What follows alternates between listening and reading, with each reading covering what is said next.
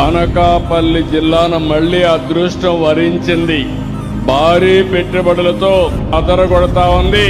భవిష్యత్తులో అనకాపల్లి జిల్లా భారతదేశంలోనే నెంబర్ 1 జిల్లాగా తయారవుతుంది.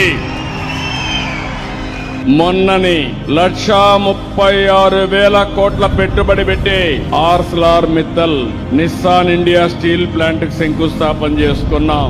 నెల రోజులే ఈ రోజు మళ్లీ రాంబిల్లులో భూమి పూజ చేశాం. రెన్యూ ఎనర్జీ గ్లోబల్ రాంబిల్లులో 5,400 కోట్ల రూపాయలు పెడుతుంది. 6.5 ఇన్గాట్ వేఫర్ ప్లాంట్ ఏర్పాటు చేస్తుంది. అదే మరి 125 మెగావాట్లు hybrid captive renewable power project కోసం 1,200 కోట్లు పెడతారు. 2,100 మందికి డైరెక్ట్ గా ఎంప్లాయ్మెంట్ వస్తుంది. నేను ఒక్కటి అనకాపల్లి జిల్లాలో ఉండే మీ అందరికి హామీ ఇస్తున్నా.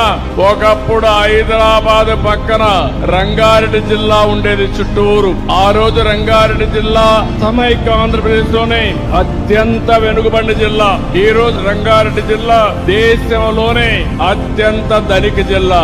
ఎన్నేళ్లంటే 25 ఏళ్లు. ఇప్పుడు విశాఖపట్నం ఉంది.